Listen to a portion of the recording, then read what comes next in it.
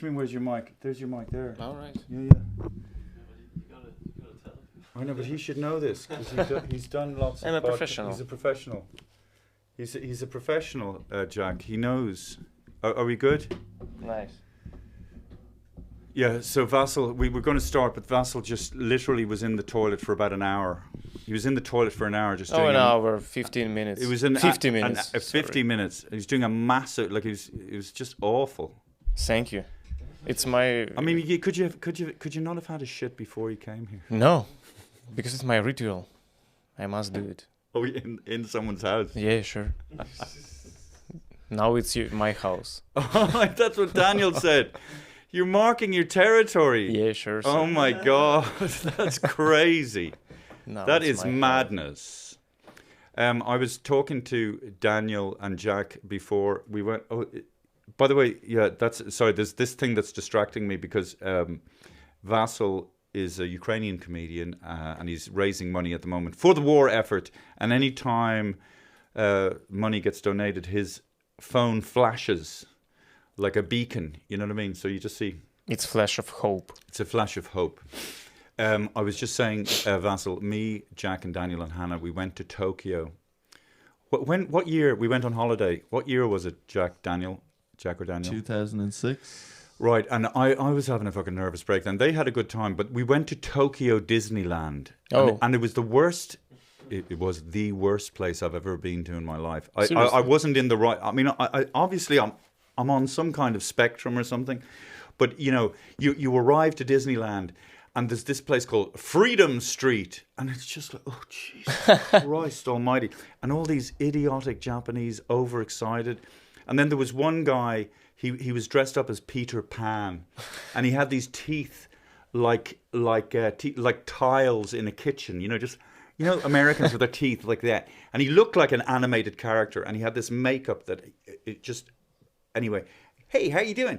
And I was looking at him and I said to him something like, God, it must be difficult having to be like this for hours and hours. Yeah. And the guy, he just started twitching or something.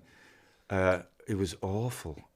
For me, but the boys had a good time. But thank God they didn't realize how mental their father was. I remember we were on an Indiana Jones ride. Yeah. And it was like, one of those auditorium rides, when you're in like a movie theater kind of seats.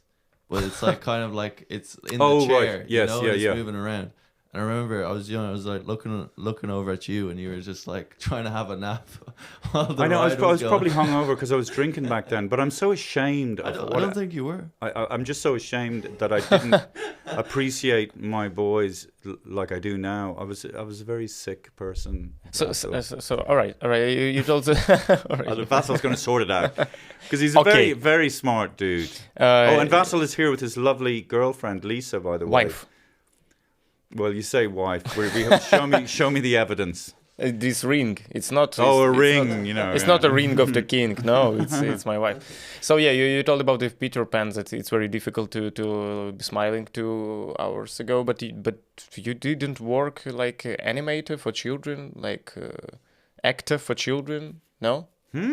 On some celebrity when it's some parties and children. What, a children's entertainer, Vasyl? Yeah. Me? Yeah. Are you crazy? Are you crazy? Are you crazy? Oh wow! Wait a second. No, because in Ukraine, have you done that? Yeah, a lot of because when you have no work, I just started from these points. Yeah, when I because I'm a lawyer, I had a lawyer. How it's education, and when I decide to be an actor, a stand-up comedian, then I go to my road, and I was an actor for. Well, so that's very interesting. We're both stand-up comedians, and we a lot of people approach it. There's the prescribed route where you start in doing tryouts, or you come at it from like I started from as a street performer, and you started doing children's shows. But it's not like children. You make some suit from the second hand, for example. Oh yeah, You're in a pirate, and you just on the entrance, and you say, "Hello, children, go on the ship." And you love on a boat. I'd say that. Really, no, I don't love children. Which is kind of relief. By the way, sorry, we should start the show, Jack. Come on, Jack. Wow.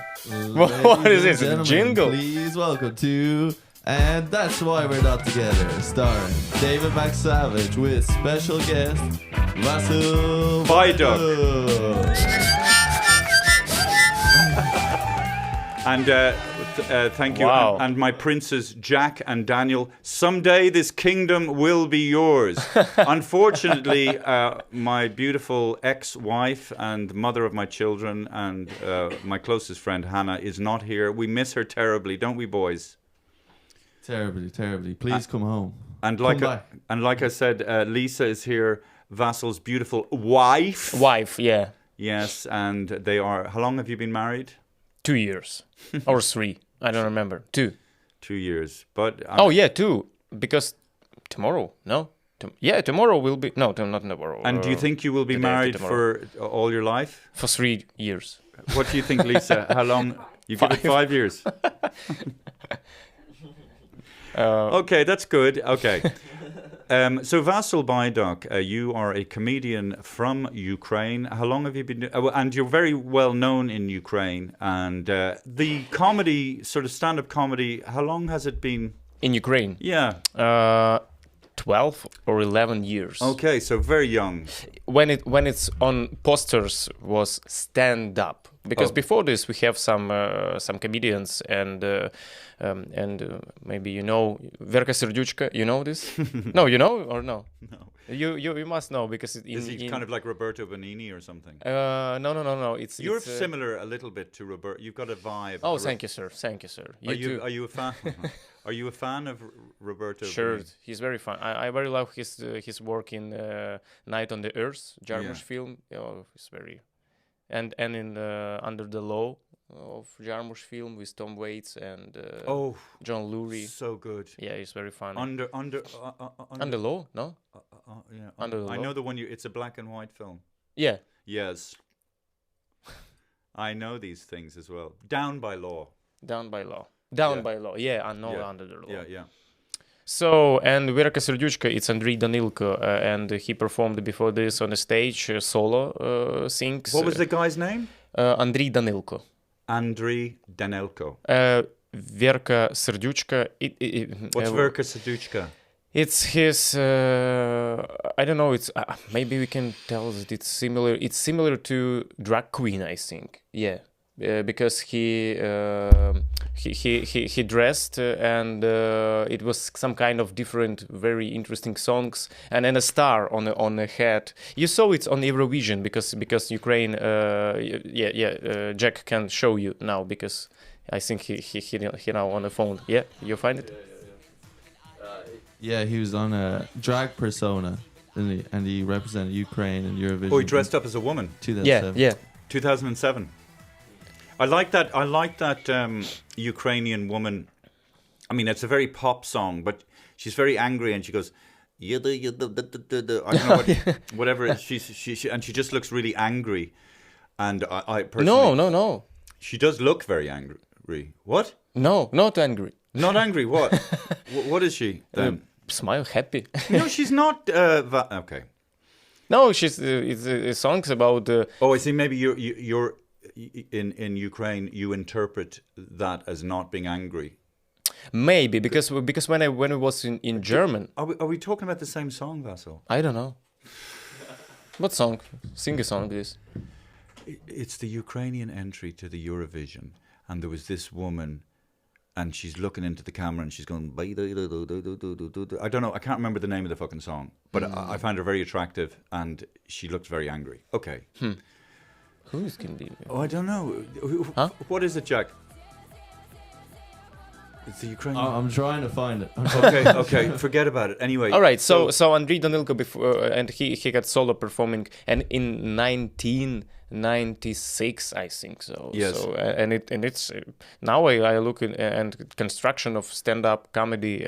But it was not stand-up. It was just like. But I assume back in the day, like in the 50s and 60s, you would have had theatre shows and people would be telling storytellers. Yeah.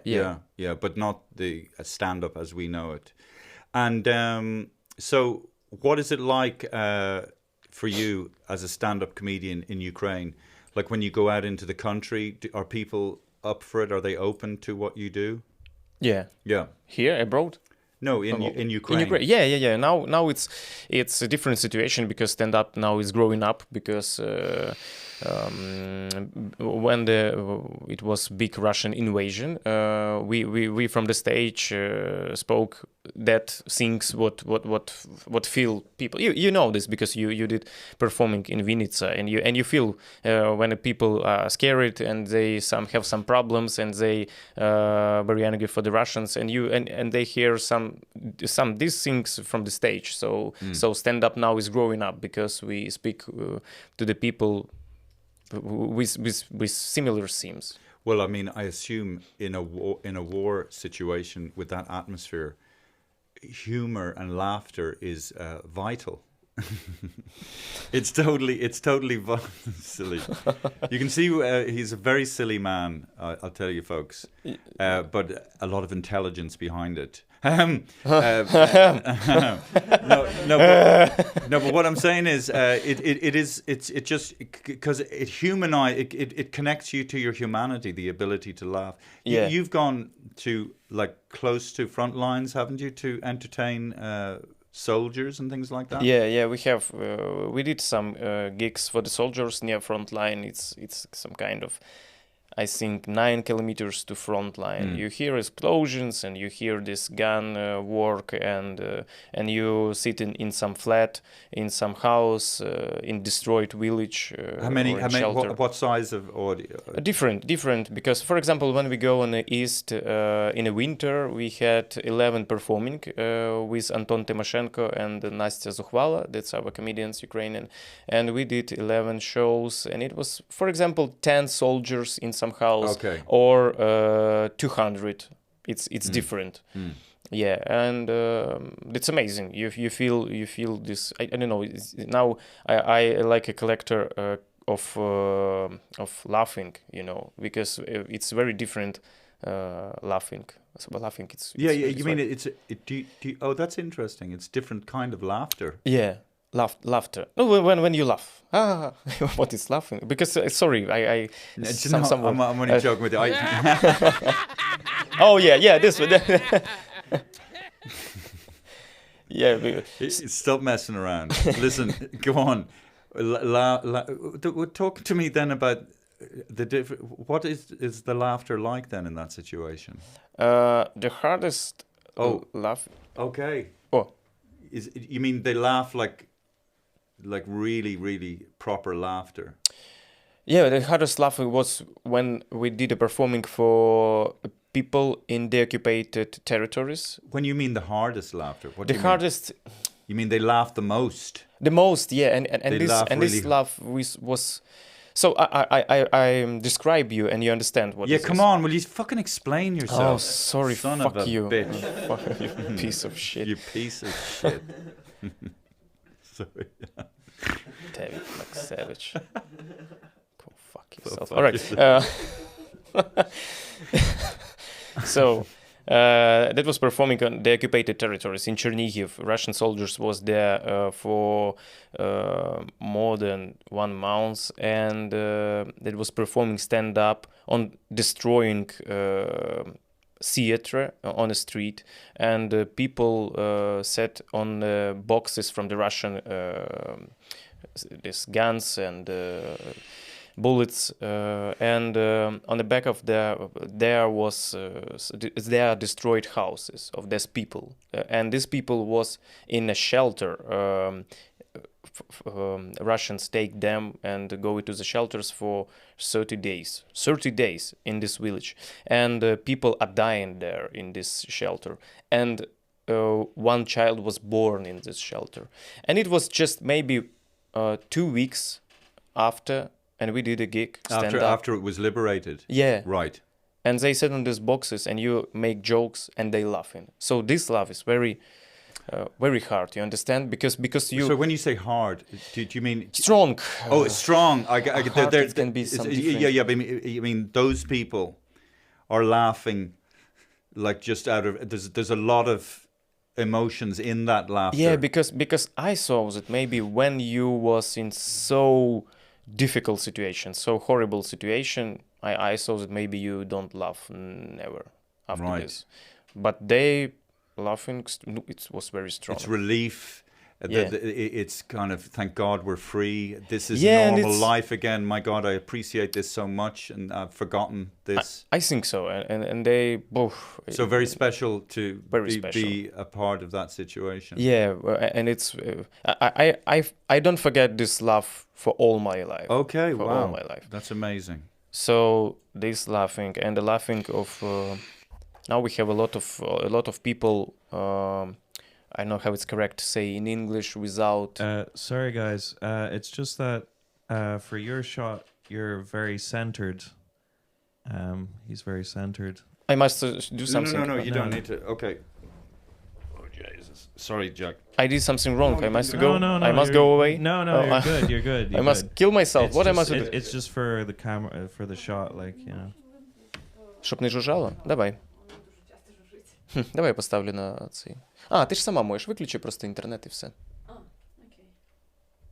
Тоді не буде? Ну да, воно ж не буде доєднуватись. Воно дуже бісить. And when I'll do this one, it's some change or no? No, he's doing it on the camera, so, Alright. so don't worry. You're good. Thank you, sir. Yeah, You're very good too. Yeah, thanks. Okay. Are we good, Daniel? Yeah.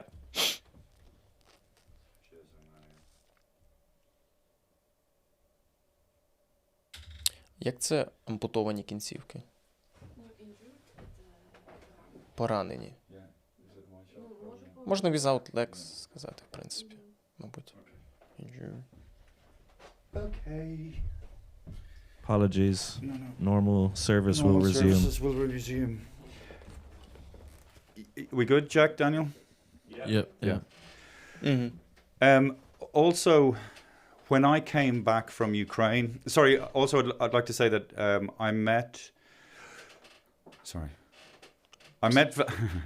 Vasyl ByDuck sitting to my left we first met in Vinnytsia. How do you pronounce the name? Вінниця. Vinnytsia. Beautiful town, all the rest of it. Oh yeah, and because I think did Anastasia Sil get in touch with you? Yeah. Yeah, so Anastasia is also a comedian, and she hasn't been doing it as long as Vasyl. And I got on very well with Anastasia, and we traveled around and did lots of gigs. But that's where I met Vasyl. And we did a gig in the daytime in Vinnytsia, and I'd say there were about 40 or 50 people there. Vasyl did very well. And Thank you, sir. You did very well too. I struggled, but that's okay. But I think people did appreciate the fact that, you know, okay, well, let's... And in fact, a girl who was at that gig, a girl called Michelle, Yeah. I met her last night, and she has now moved from Vinnytsia to Dublin, and she's doing a film course in Ballyfermot, where I did a radio and television course in 1985. So it is a small world. Yeah. But yeah, I think it is. You know, obviously, you know, doing stand-up comedy in a war zone. I think people do appreciate it. It's important to keep people's spirits up and, you know, try and get as much normality into people's lives as possible. And that's the other thing. Sorry, like you were saying last night, people they see pictures of you in Lviv or in Kiev eating a burger, and they go, "Hey, where's the fucking war? There's no war. It's bullshit. It's a fake war. Why you eat burgers? Yeah, why you eat burgers? Well, you know, where's the war? You should be eating worms." But people worms and bullets. Yeah. But people don't understand that the war in Ukraine is not everywhere. It's not every like when Russia invaded Ukraine, they didn't invade every single part of it. They just had to. They want to. They want but to. They can't. But they so there's a big long front line in the east of the country. Isn't that right? It's very long, and I didn't. It's maybe like a border of all London. I don't forget. Border of.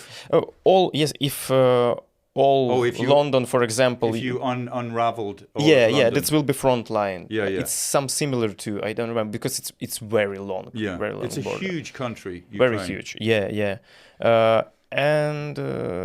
But I saw that when it's war in some country, for example, in the Second War, because what we what we learned in the books in the school. You just learn about the war. When you saw the movie about the war, you just saw this just war front lines. Because yeah. so because it's 1 hour and a half you see in this movie and some important things of this war. So every movie it's just strike and war.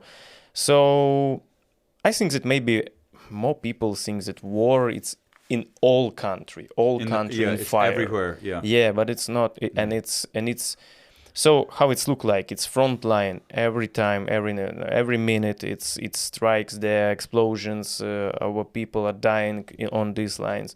But in a center, for example, in different cities, it's normal life, but not normal because every minute rockets, some Iranic drones. What are fly. Iranic drones? What are they? Shahed.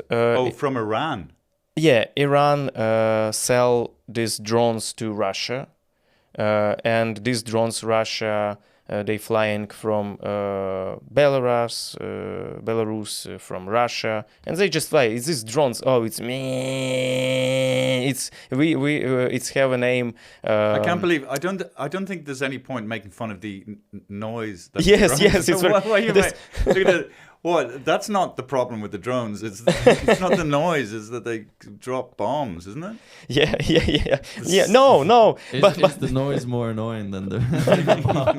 But it's what look like the war. So you this drone can kill you and kill all people in your house. But this voice, it's very good. It's a very good stand up in Anton Timoshenko that he says that nuclear, and every month we have nuclear danger in our country because Russians want to blow up this big nuclear station. Yeah. You understand, atomic station in. The Energodar. So every month we and Anton told that fuck it, if it will be a nuclear strike, so he told it's horrible thing, but it's some kind of joke of Anton and it's, he say nuclear it will be explosion if Russia attack center of Kiev, but he live not in center of Kiev, in a far from center, and he says that if I kill, I will hear this and it's very cheap death. You mean I know what you're saying. Sorry, I got it. Yeah, sorry. That if the Russians drop a bomb on a nuclear atomic facility, right? But all he hears is the drone going. Yeah, because. Yeah, all right, many. I fucked it up. No, it's I fucked it up No, because so up. many things I must to understand. Lisa, pay attention for Christ's sake. You're the part of the I hope that's for you, not for me. I think it's for me. All right. But no, don't. You don't. Are you not going to? Russians want to sometimes they told in the Russian propaganda that we must to destroy with nuclear weapon Kiev, and they want to destroy office of the president. It's in a city center. And now we know we have some apps what show us what is radiation now in our city, and in what point if the bomb will fall down, how many destroying. Is your district will be destroyed if the nuclear? So it's just like a routine. And Anton told that he's not in the city center, so he has no nuclear death. His death can be with Iranic Shahed drone. Oh, I see. And Jesus Christ. And these drones. I mean, okay, Anton, work on that joke a bit. To be honest. I mean, I'm sorry, I don't want to hurt you. I met Anton a few times. Very nice guy. Love you, Anton Timoshenko. Can't wait to meet you again. And I know. There was a bit of tension between. No, there was no tension. Oh, come on.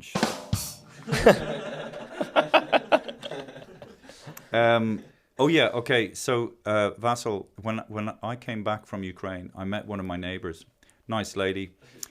But she was very against the idea of, when I was telling her that I was in Ukraine and I was raising money for the army to help the war effort. And she basically said, well, Ukraine is a puppet of the United States, and let me tell you that. And so puppet. So in other words, Ukraine. And then America is really pulling the strings, and NATO, which is a treaty organization, is also. And also, Russia's sovereignty is being threatened by Ukrainians' desire for independence. So what do they expect, kind of thing. That's what she's saying. That's what she's saying. Yeah, and yeah. I'm kind of going. It's not you. Is that what she said? Yes. So she's saying basically that Russia is a big bear, and if you poke the bear, what do you expect? Which is saying that, in a way, she's kind of revealing her own ignorance, that she's describing the Russians as just uncontrollable wild animals, and they have no ability to negotiate. Yeah, sure. But so what would you say to, because I hear a lot of that, and I think people are also very weary of the war, and it's just going on, and people are afraid to pick a side. What would you say to that? This bear was not slapped bear. Wasn't it's not Ukraine with a stick, and this bear is after this honey, and he's I really love to sleep, and Ukrainians wake up, you fucking big bear. No, this bear was attack Ukraine. It's occupied Crimea in 2014, then occupied East Donetsk region, Luhansk region, and from the February 24th of February, is this bear want to eat all our country. So it's not attack Russia, it's protection of this bear. That's why we don't need a stick. We need ATACMS, NASAMS, and F-16 for stop this big bear. And I think that many people don't know why, for example, some countries must give Ukraine these weapons, because we have Budapest Memorandum. It's I forget what year it was, 20 or 1996 or something. You can find it. Ukraine had a nuclear weapon. And after, when this Soviet is destroyed, and Ukraine was independent country with nuclear weapon, and Ukraine told that we can give this nuclear weapon outside, we don't need it, but please, some countries, Russia, America, Great Britain, and some different countries, please signature this document that if something will be if our country will be in danger, you help us, because we have no nuclear weapons. We can't tell Russia, hey, Russia, we have nuclear weapons, we can destroy you with these nuclear weapons. And they signed this.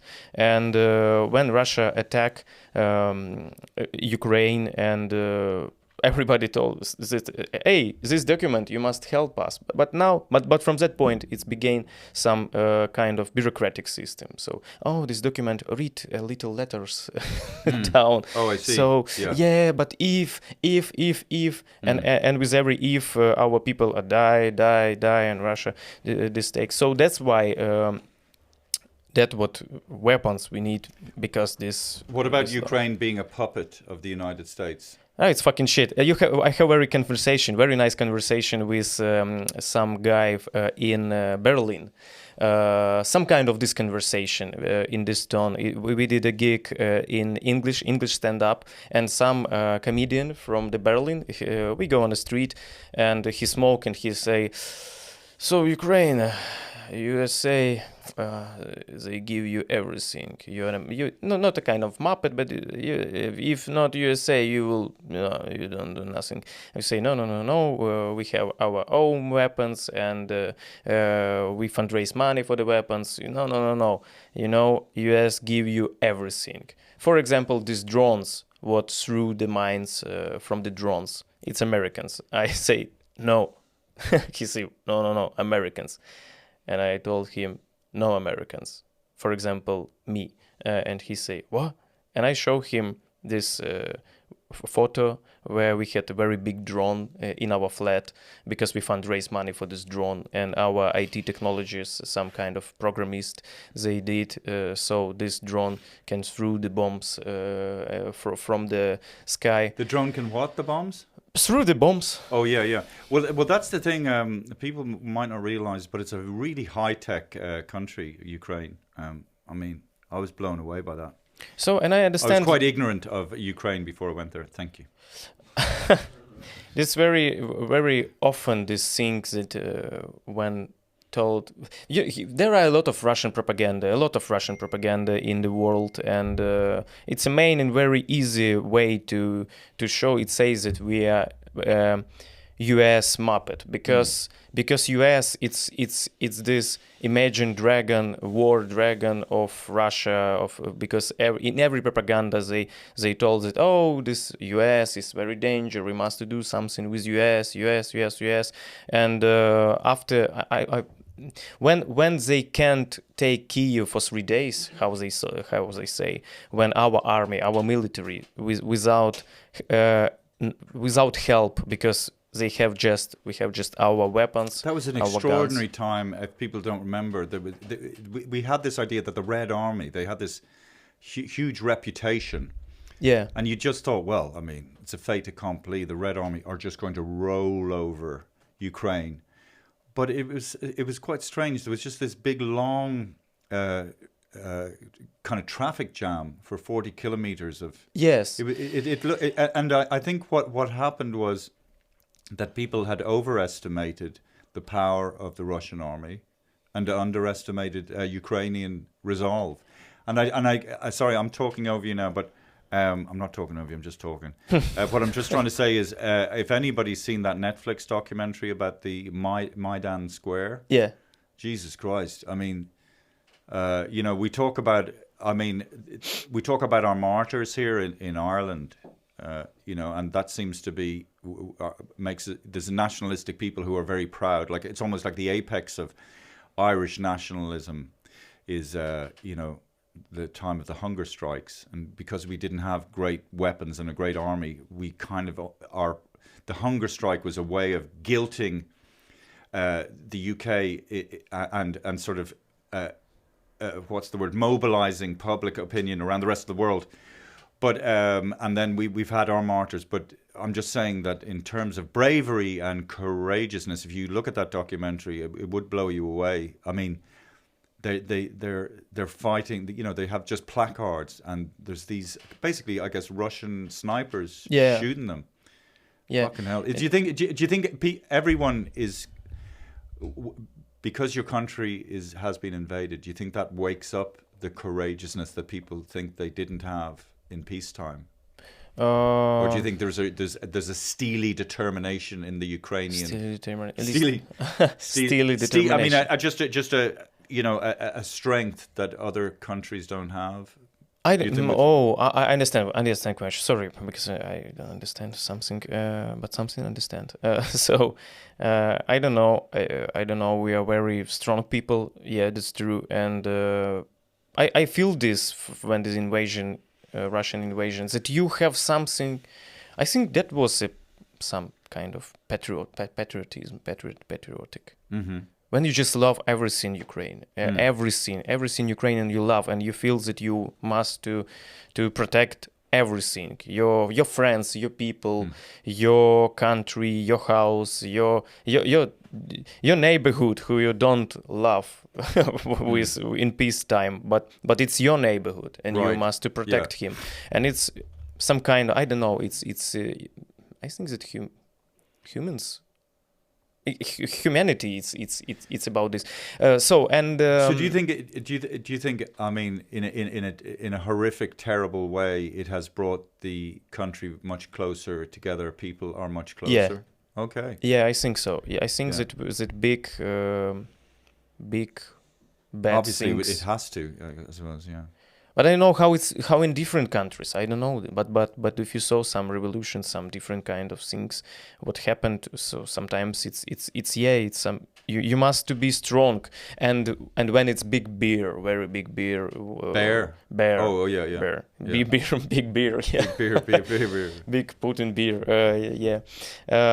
When it's big bear, so you must be strong because he can eat you. And why Russian? You told that Kyiv, this 40 kilometers of tanks, they stopped because they saw this big long queue of tanks. It was a very bizarre situation. Because Russia is imperialistic country, and every people there think that everyone want to be in Russia. So they think that if the tanks come to our country, they saw that maybe peoples will be with flowers and give them flowers. Oh, Russians, hello. But our people just with hands. Yeah, we have a lot of videos, for example, from Chernihiv, where people just with hands stop the tanks. I know, yeah. And Christ. because and that's why everything go not on the plan. So in our military, they when people stop this with hands, these tanks, and from this the explosion, and logistic, everything go, Russian logistic go in the shit. But they occupied a lot of territory from the start of invasion, because some part of Kiev region, Chernihiv region, east, and from the I forget this word. East or west, south is best. North. Thank you. Thank you, sir. From the north. So and now our military, what they do, they just want to counterattack and do Russians go away. Have you spoken to soldiers about Yeah. their experiences on the front line? Yeah, of course. And is there any story that you heard that kind of gives you like a clear feeling of what it must be like to be fighting, as a soldier, or shooting at people, or being shot at? Like, what is? We don't ask about. You don't ask about this? About this shooting because it's very hard situation, and it's not, just only soldier can speak about this. I can't ask soldier how many people you kill, how it's, because it's not, it's a hard thing. But we heard a lot of stories, because and Stories. Well, yes, when I was there as well, I was hearing about, Jesus Christ, these are the taking Ukrainian prisoners, and obviously Ukrainian take Russian prisoners, but some really atrocities, horrific stuff happening. I don't know. Sorry, what were you going to say? You want to tell something? All right. No. I lost my cousin in this war. He was a soldier. He was just I don't know how it's in English. How old was he? I think maybe 45, like something like this. Yeah, and he we know that he is dead, but there are no bodies. So in Ukrainian law, it's because no bodies, so 2 years for the find. I don't know how in English to say it. Пропавший без вести. It's unknown. Yeah, so there's a legal Lost way. anywhere. I don't know. Missing in action. Yeah, I think so. And every Ukrainian family has such stories when someone injured, some dead, and a lot of. So that's why we don't ask some different questions, because it's very hard. Because we are brave. Ukrainians are brave, but we lost a lot of people. So that's why we are very careful about this conversation with soldiers. So, but I have interesting stories for you. For example, about Bakhmut. Bakhmut, it was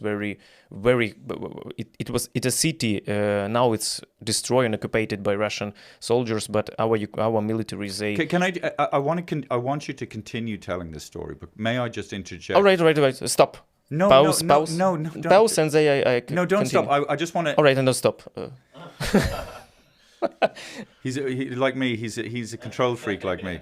I'm control. No, but you know the way you casually say back more. It was destroyed. Destroyed, and then you go on to the next thing. But the word destroyed, like these are big places, and each house with Russian artillery, they explode a house, then they destroy the next house, they destroy the next house, the next house, the next house. Multiply that by 1,000 houses, maybe 2,000, 3,000. So the message that Russia, and I think my neighbor doesn't understand, who gives a fuck who's a puppet or a muppet or a fucking this or that? This is what's happening. And the signal is as clear as day. This is year zero for you, Ukraine. This is our country now, and we're starting from scratch. I mean, it's real biblical fucking stuff. I mean, when you say destroy, like you're not, and people don't understand what of course they can't, because you haven't anyway. So that's all I just wanted to say. Yeah. Thank you very much. You can find Marinka, for example, this city of Ukraine. It was very nice city, but now there are nothing. Yeah, nothing, just the ground. Yeah. Nothing. No buildings, no flats, no people, no trees, nothing. Just And you the see, ground. and that's what, so people will understand. Like in most of your neighborhoods, there'll be one derelict house. But just imagine, like this street, the next street, the next street, the next street. Everything you knew all your life, it's all destroyed, all gone. What were you saying about Bakhmut or Bakhmut? Bakhmut, yeah. Bakhmut, it's a city, but now it's destroyed because there was, now it's in Russian occupied. There are no buildings, they are all burned. And I think maybe 1 month, no, half of a year there was battles in this city. And a lot of horrible stories about Russia, how bad Russians and how. So I try to tell, so it will be understandable because it's very hard. I have no some vocabulary words because I had no term war in a school. You're a bad student. I'm because we have no in books term war. Oh yeah. You have no in books what? War term. Subject. Oh, okay, yeah. Oh, yeah, sorry. Right. When we learned English, we learned about the ship trip and about the gardens. Yeah. But not about the war. Okay. So, this terroristic organization Wagner, for example. Yeah, and Wagner, what they do? They go to the Russian prisons and they take people from the prison and prisons. Yeah. And Russian soldiers, they take these prisons and they use them, not like people, they just use them for the meat gun, because they take some bullets.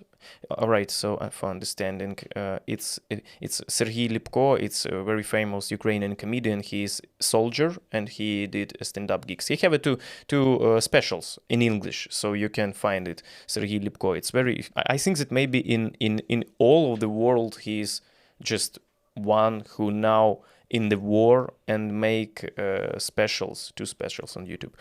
So when he said about it's front line, how it's look like, it's here is front line, Ukrainian front line with some soldiers in trenches trenches, with guns. Here is the Russian line when the Russians entrench, and it's every time it's fire.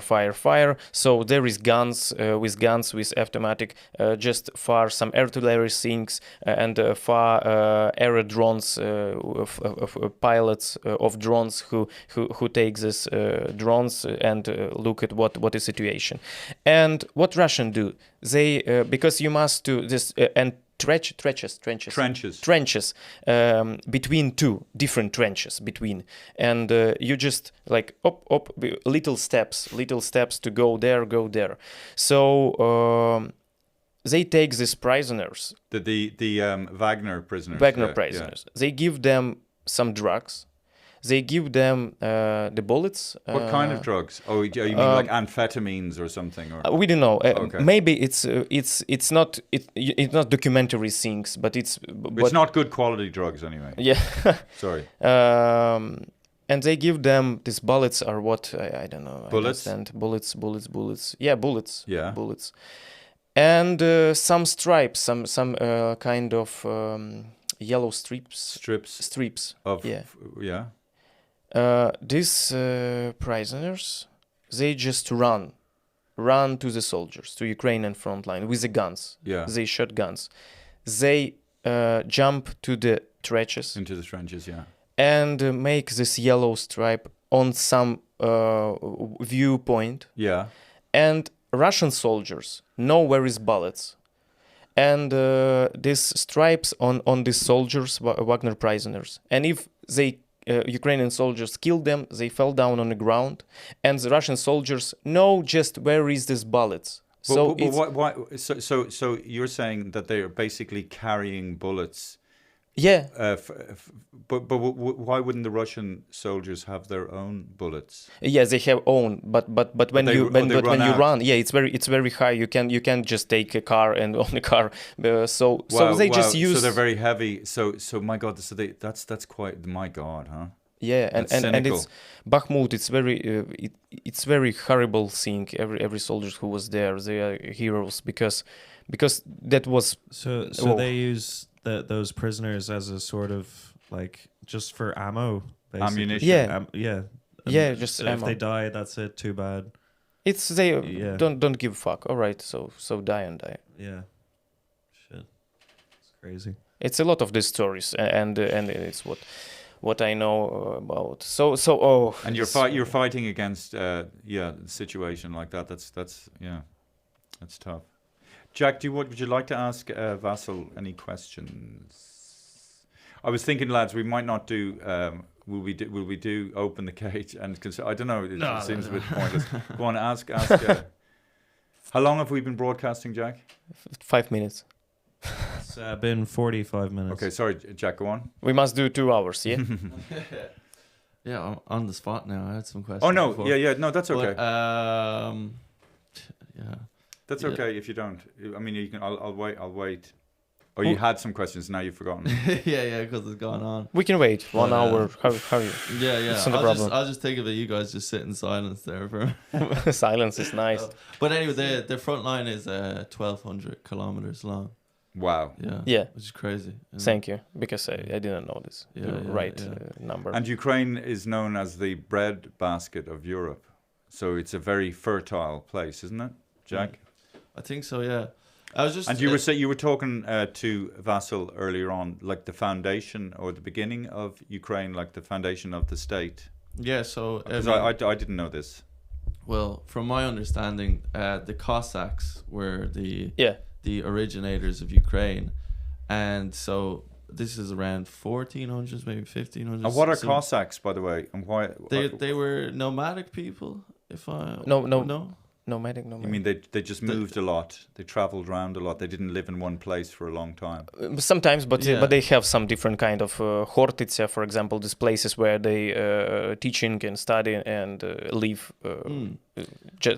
Yeah, so I think those people originally came from like Asia, and they came in towards Europe. This is thousand years ago at least, and then they were living in Poland when Poland was like this kingdom, and it was the feudal system. Mm-hmm. And in the feudal system, What does feudal mean? so it means that it's like a hierarchy. So you got the king, who's the boss, and Me. then, well, Yeah. you probably were. This is a feudal. peasant. This is a feudal system. Yeah, sorry, go on. Yeah. Sorry. So you have the king, who's the boss, and then you have his nobles, who are like dukes or counts or whatever, and then they have under them they have their own knights, and then under the knights you have like peasants and stuff, and peasants are pretty much slaves because they don't have freedom of movement. It's called serfdom. They're tied to the land, so they can't move. And this was the kind of most common practice in Western Europe and Christian countries.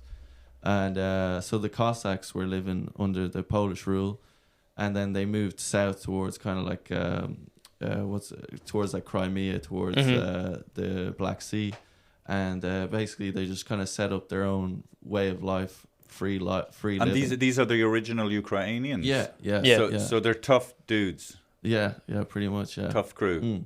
Those are very strong guys. Very Yeah. legendary things. And then the, Were they horseback riders? I think they originated from it's called the Eastern Steppe, so it's like where Mongols I see, yeah. and all these kind of nomadic people. What does Cossack mean, I wonder? I'll look it up here. A free Cossack. person. Yeah, I think so. I think maybe Something to do with that. free person. I think so. My surname is ByDuck. It's Cossacks boat. Oh, that's the name. Yeah. You're okay. Wow. I am a Cossack. Yes. I know. I'm not going to mess with it. Stand-up Cossack Indian. Stand-up Cossack. Anyway, so Interesting thing about the Muppet of NATO. the Muppet Yeah. of NATO. Yeah. You know what's happened now? Russia destroy our ports. Where is the як це буде зерно лізти, не пам'ятаєш? Grain. Yeah. Grain.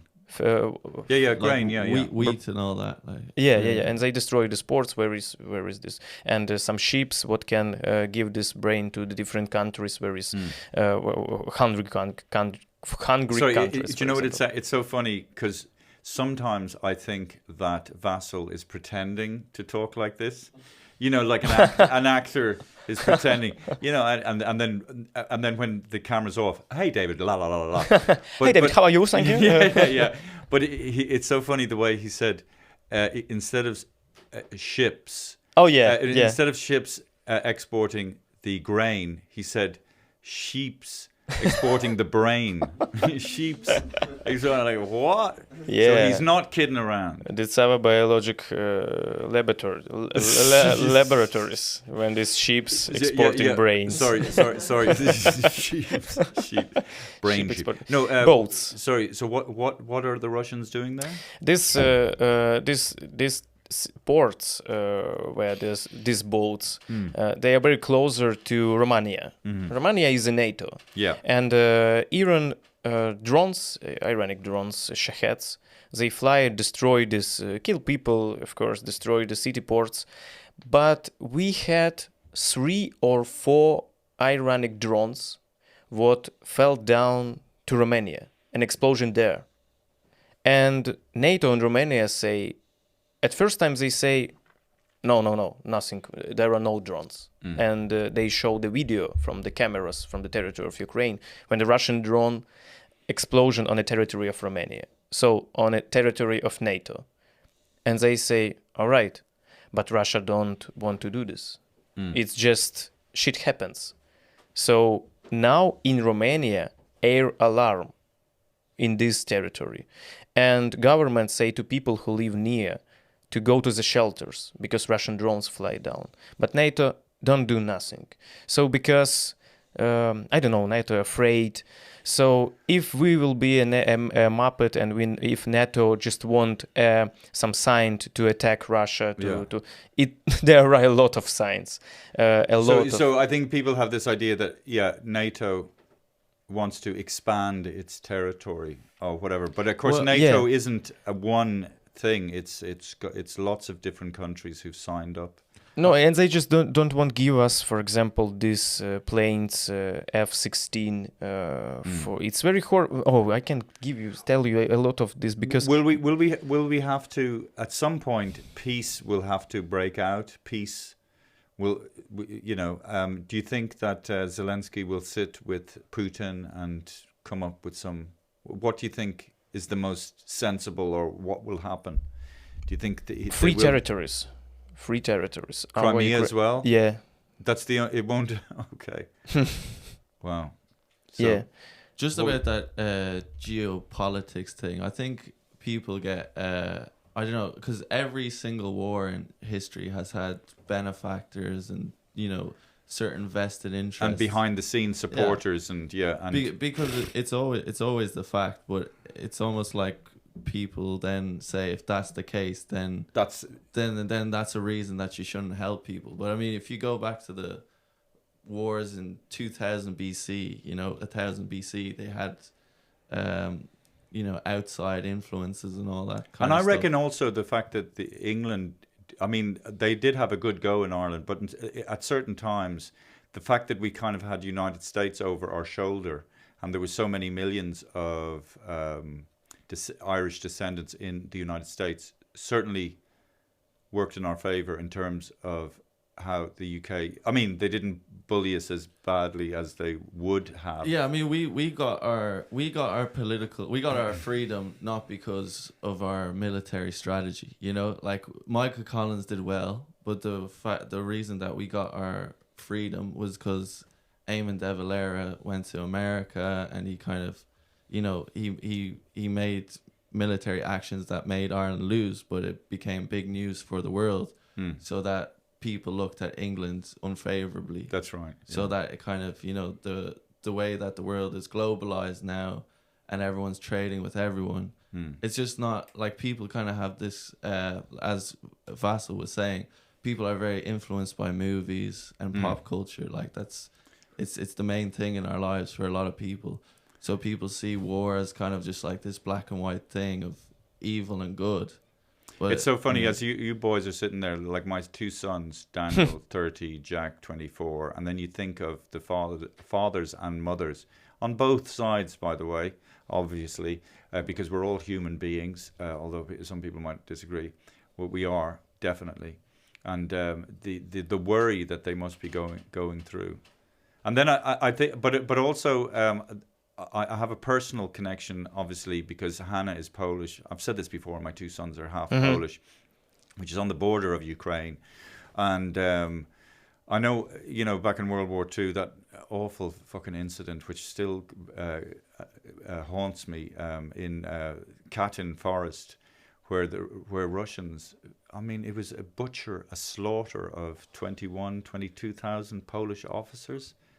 I mean, and the stories of that, of just like cattle cars, but just all these young men like my son just being driven to this place in the forest, and these butchers just shooting, and their fingers going numb from pulling the trigger so often.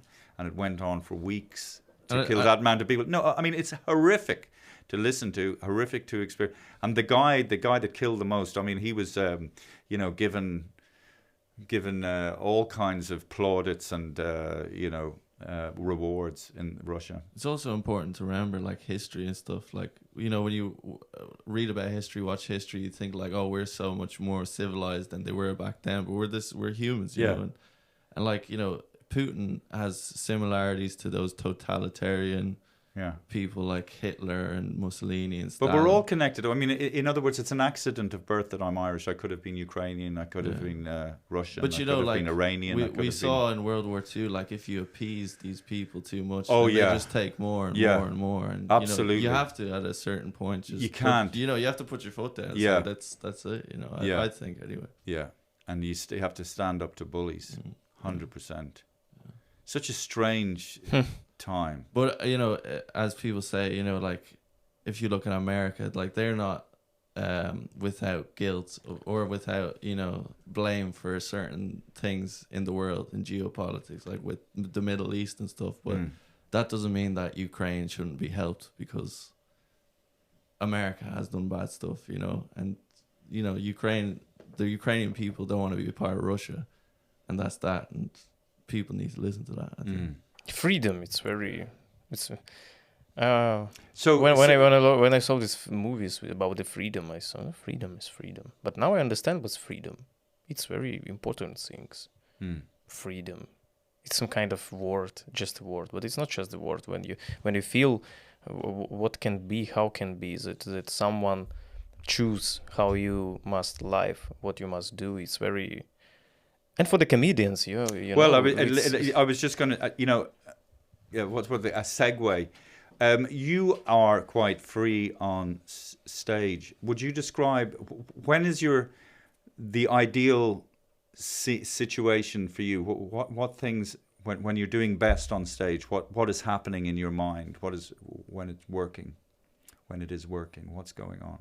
I'm trying to, I'm sorry. Mm-hmm. No.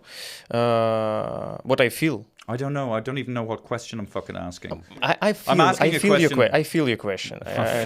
I feel your question. No, so I think that some kind of you too maybe on a stage, because I need this energy of people who laughing. It's some kind of food for me. And I'm on a stage. I was in a school. I was a little boy and I was not strong. And don't play football. Don't drink.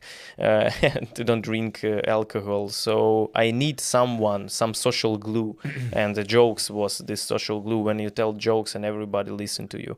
So and now I think so. I think it's the same thing, but before big Russian invasion, I was in absurd comedy. It's similar to, I think, Andy Kaufman, Hans Steven, I don't know, sometimes Stuart Lee.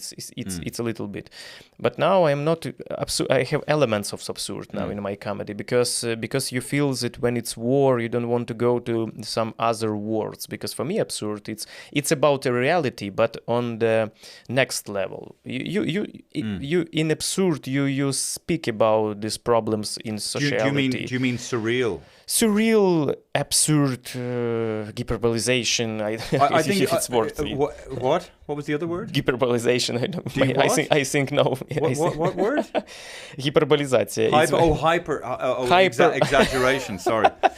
It does things when you think that every Ukrainian word can be English if you change some letters. Yeah, no, I get what you mean. I think with absurdist or surrealism, I think it's used in totalitarian states because if it is surreal and it is so absurd, it's not really. It can't really be.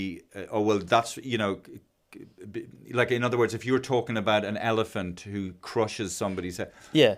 Obviously, people can think, the elephant represents Putin. But if it's absurd, you can it's like a protection.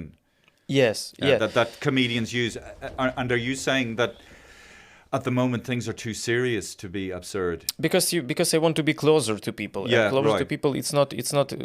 For example, there's some problem in the socialities, and you make jokes about this, and then absurd. It's in a second element. It's about this problem, but it's elephant. Yeah. But there are some kind of people, and your jokes can be in that case. So someone think, it's jokes about elephants. Who don't care about this fucking animals? Yeah. But now I mean this comedy of it's more real comedy about real problems with some elements of absurd because I love it.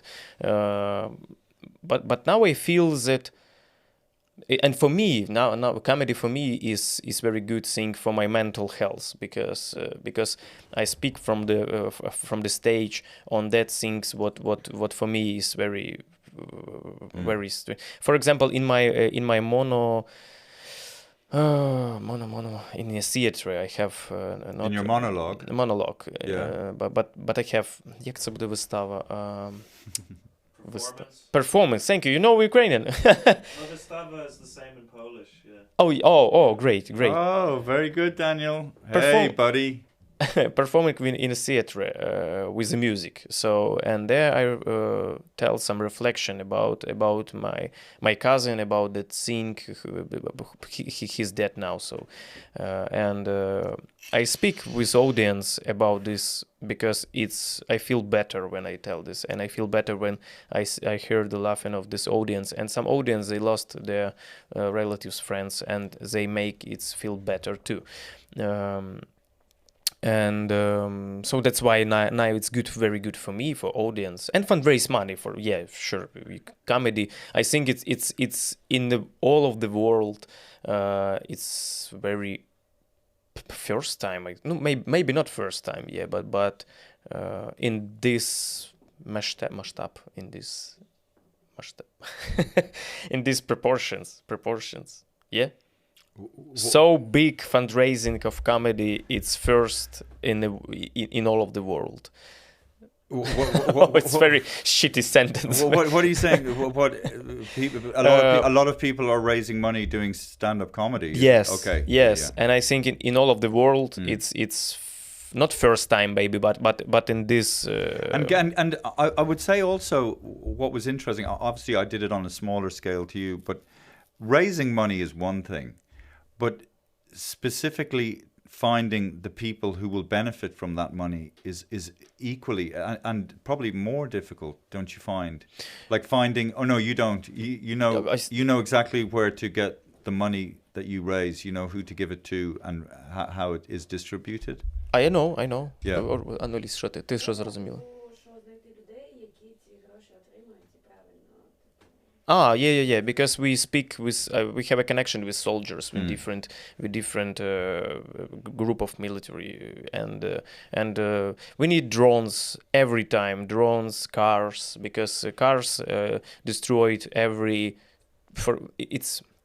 5 days, 6 days, and car can be destroyed. And car very important because some injured soldiers, for example, you can take it. So yeah, we have a connection with different soldiers, with different military groups. They say we need this drone with television, with television camera, for example, or we need a car, and you just make some fundraising in social media or in stand-up comedy, performing in a big hall, and then you buy this car or this drone, and you just on the post to the soldiers. So yeah, and it's every time. If I open my Instagram now and I go and I read every message, because now I can't, I have no time and have no power to read every message because I fundraise and volunteering for 1 year. So I do it every day.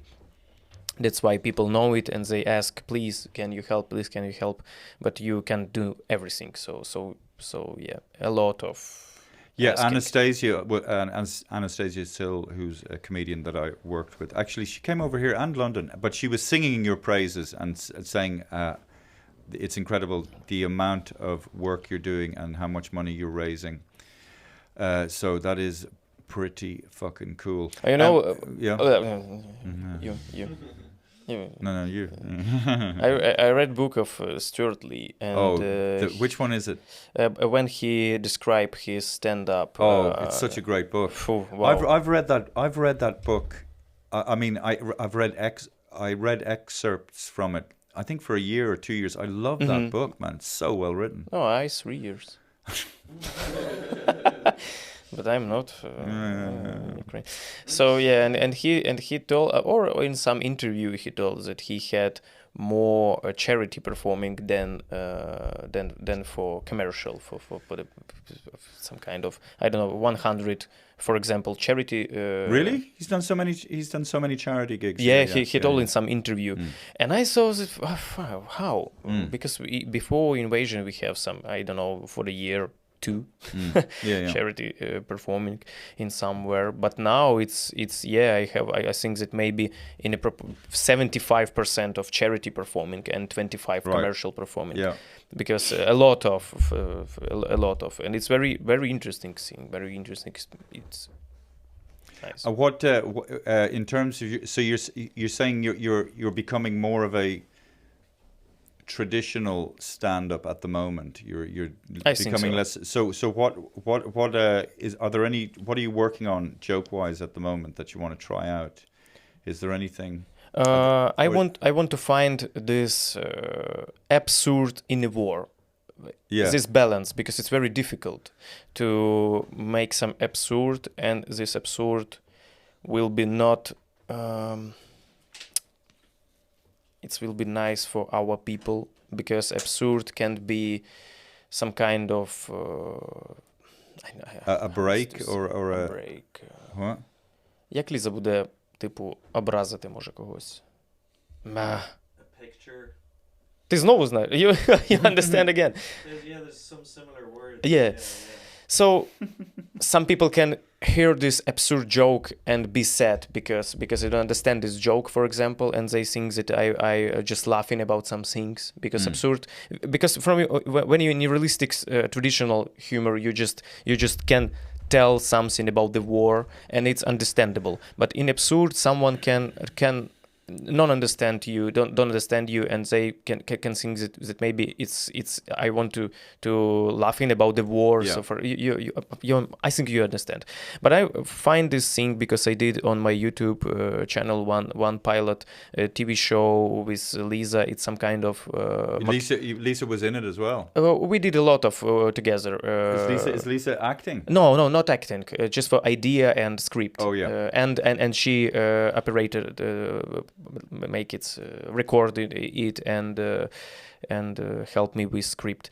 So it's about fundraising money. And it's some kind of mockumentary. It's about one woman who came to me and asked to fundraise for the bus for her husband who is on the front line, and we imagine how we can make this fundraising money, what she can do, how to fundraise, and we think that maybe you can do portraits with olives and sell these portraits and fundraise money, and it's silly things, it's absurd things, and she try and it's not help, and it's mockumentary. It's like a true but not so absurd in this point, and I think that in this work I find this balance of absurd and reality, and it's good. I think on a stage I think that it's I didn't find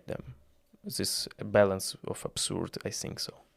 Yeah, I was going to say something about that absurdist humor versus real humor, and I can't fucking remember what it was, boys. I can't remember. You must remember. What are you looking at, Jack? Well, so absurd is like surreal humor, is it? Yeah. Yeah. The definition is portrayals of surreal humor, bizarre juxtapositions, incongruity, non sequiturs, irrational or absurd situation, and expressions of nonsense. Did you ever watch like The Mighty Boosh? Or Yeah, anything yeah. like that? Well, Mighty Bush. Yeah, I like that. Yeah. Oh yeah, that's great. That absurd? Yeah, it's absurd as hell. Like, Monty Python. Yeah, Monty Python. And it is kind of healthy, because a lot of things, we cling to this illusion that everything is the way it is, but actually, I think absurdist or surreality does sort of help us rise above stuff, and it's like taking a break from the boring normality of life. But our normality now is not boring, so that's why true. we're not flying in. Yeah. The whole existence right now is absurd. So it's just absurd in its nature, isn't it? So. My first stand-up special from after the big Russian invasion has a name Russia Stolen Absurd of me, my absurd, because it's true, because I know, I understand that everything we're doing and saying Russia, it's more absurd than my comedy, and I feel that I stolen, because everything what I say from the stage absurd, it's less absurd than Russia exists, and I have a little block about this in this special. What's absurd as well is that it seems that Russia are quite inept in a lot of ways. Like, they're not doing very well militarily. Like, they're quite strategically poor. Yeah, but it's in a start of invasion. Now they're learning, and they're learning good, and they have a drone. They have they became to be a stronger, and now they signed some document with North Korea about the weapons, and they have weapons from Iraq. These drones, a lot of drones, and now they can make drones by themselves. So they're learning, and that's why it's became to be harder and harder for our soldiers. Okay. Okay. I remember now. I remember now. Because me and Vasyl did a gig in Kiev. And after the show, a woman came up to me and said everybody was talking about the war, and everybody's trying to find out angles and ways to comedically interact with the horror. And she said, I didn't come. I wanted a fucking escape from the news and the war. And she made a very good point, and I didn't think about that. So.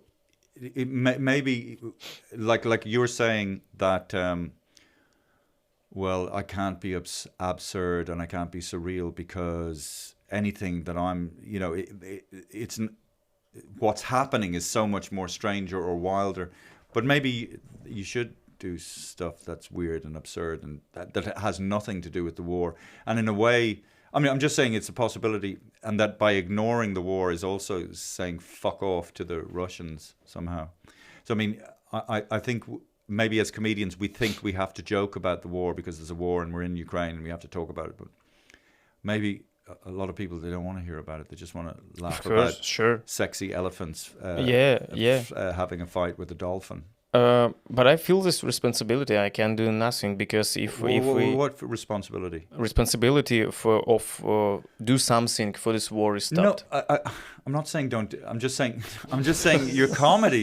Just as a stand-up, you don't always have to talk about the war. But I can't because What do you mean you can't? I can do this for myself because I feel better when I say it. Oh, okay. And it's not Yeah, because. but what about the audience who doesn't want to hear about the fucking war? They've come for an escape. They're just like, we hear about it. We go, No, if we all escaped from our world want to escape from this war, and we just dead. We will be dead. Right. So it's it's very hard to be Ukrainian. It's very big country. Ukraine is very big country, very big, beautiful country with beautiful people. But 1 year and a half it's war. So of course we have some people who is oh fuck, I can't. I won't leave. I won't just leave. But we do this comedy because we understand that if every of us now is escape from the war, Russia just kill us, and this is it. Well, anyway, I just felt that this woman wanted a momentary escape from the news, and I felt bad because all I was doing on stage was talking about the war. But yes, whatever. No. It's very good question. Very good, David. You're a very clever guy. Yeah. No, you're clever. No, you're. No, clever. you're clever. No, fuck you. You're drink clever. this, Mike. Drink my coffee. Drink my coffee, David. Oh yes. Cheers. We have a special. I also do want to say. Sorry, I remember now.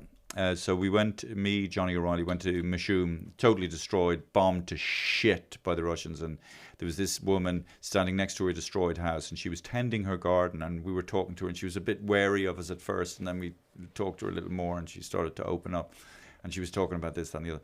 Anyway, as she left, I was walking away, and then she called me back, and she gives me some fucking spring onions, for God's sake, from her garden. Jesus Christ. So that was very touching, very moving. So I just wanted to share that with everyone. I want to plus something to my previous answer. Yeah. You know where we escape from the war? When we make a gig for the soldiers. Yeah. Oh. There we don't. I make my first gig and I told everything about the war, every joke about the war, about the Russians. And I feel that I have now some kind of rules that if you see war very close, you don't want to hear about the war. If you don't see war close, you want to hear about the war. So for the soldiers, I did gig about my haircut, about very good. Yeah, about some family, about the dogs. Because they want they on a war now. What you say about your haircut? I did a haircut. I have a long hair. Before you saw when I was and it's just about show people your hair now. Or not? Do you not want to? Very nice. Yeah, and before shit. Before this, I had this long hair, and it's a gig about it, how I go on some dark district in one city, and with this big hair, and I have a conversation with some guy who saw me, and he say, "Oh, what is it? You are a bush in a Texas, or in a Texas, yeah, or you're a what in a what? A bush, Texas." Oh, you're something in Texas. Oh, you're a bush in Texas. Bush in the Texas. Because of your hair. Yeah. Okay, yeah. And that's such a random insult. Hey, you're a fucking bush in Texas, you asshole. Hey, you Amsterdam bicycle. You fucking pooping candy so shop. Good. Yeah, you pooping. I love that. It's so good. Sorry. And soldiers. And then what did you say then after he called you a bush in Texas? It's very. You want all this stand up? I don't know, just a bit of it. I don't know. No, I don't want all. You want all this? But I hear what you're saying. You want all this? No. I hear what you're saying though. it's such it's fantastic, and it just takes them out, and they're thinking about some guy starting a fight with you because you look like a bush in Texas, and it's so healthy, and they need it. And here, when I did a gig in for Ukrainians in Craigden, and then I did a gig for how it's foreigners, locals, for the locals, English You gig. seem to have a lot of words. It's random. Like a bush in Texas. So and it's different material, because in Ukrainians know some different kind of stuff. We can say Bakhmut, and we know a lot about this city. But for the for locals, I must understand to describe and material must be different, because when I told just yesterday about the app, what tell you when you can die. So it's for the locals. Wow, what the fuck? What the app was to tell? I thought the app was to tell you if the bombs were coming. Yeah, bombs are coming. No, it's. Do you want to come in and say hello to the people, Lisa? So hello. Hello, people. Can you see Lisa, Daniel? Yeah. There you go, Lisa. That's Vasyl's wife. Wife, not girlfriend. Soon to be ex-wife. No fucking way. No fucking way. You haven't. You heard it. You're not. There's no divorce. Oh, she's saying 5 years. 2. Oh yeah, air alert. I thought it was a.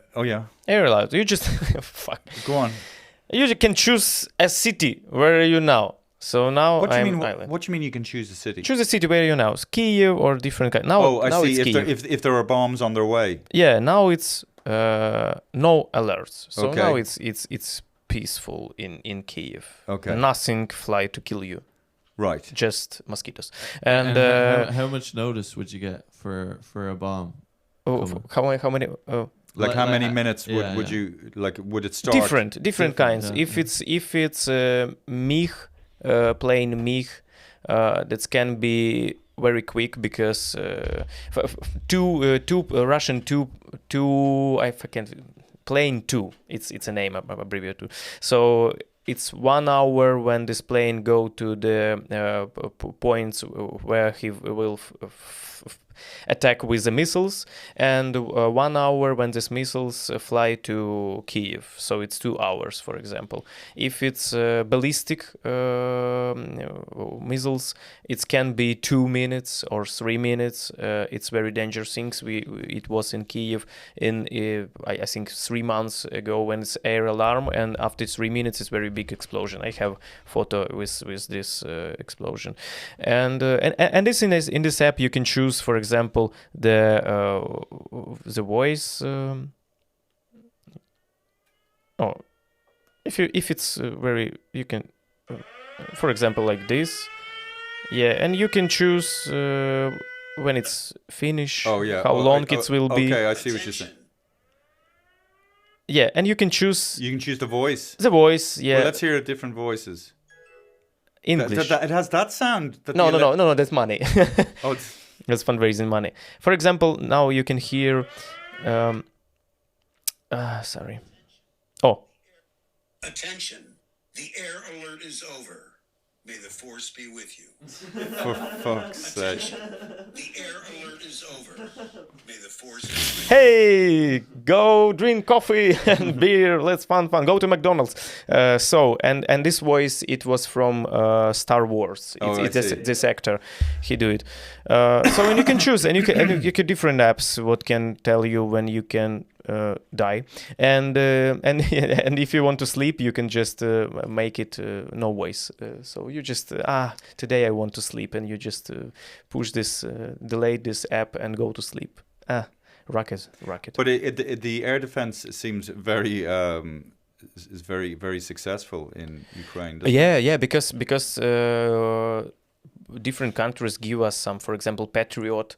It's very powerful thing. What I saw and I hear this work of this Patriot work. So if Russian rocket or drone rocket, because drones we have automatic guns and different things to protect it. But Patriot, it's fly 30 rockets. He just on the sky, and this rockets is in the sky and waiting for the Russian rocket. And when this Russian rocket fell, they just go to this rocket. Wow. And it's very it's very loud thing. We hear this. It's Well, can I just say, like, it's first of all, I really appreciate you doing this podcast, and it's been really fascinating, a YouTube show, and it's been fascinating talking to you. And I'm so glad that we assisted in raising some money for your cause. And thank you very much. Secondly, I really look forward at some point to return to Ukraine, and I'd love to do gigs with you again somewhere in Lviv. Lviv. Yeah. What a beautiful, beautiful city. And the clubs, by the way, that club actually there's a club in Kiev. I mean, really, really beautiful stand-up comedy. Like, I mean, the way we do clubs here, it's just like upstairs in a room in some old bar, but they kind of really make the effort, I thought, in Ukraine anyway. I thought they were really cool. But you did not do the performing in our underground club. Yeah, you did it in Підвал Культура, but it was not our place. We have our own club. Okay. On Золоті Ворота. And so I'm very excited to see where your career goes. You're the future of comedy, sir, and onwards and upwards. And, remember me when you're doing big arenas. Sir, I remember you all my life.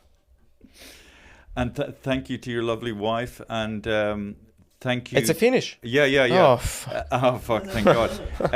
Thank you, my princes, Jack and Daniel, and we'll see you next week. Thank you very much for your supporting. Oh yeah, is there anything you'd like to say to before we go? Or is there a place where people can donate money? Do you have a website or anything like that? No, you can find where you can fundraise money for Ukraine, because we had different funds. Just thank you for your supporting. It's very important because you are on the side of love. Thank you.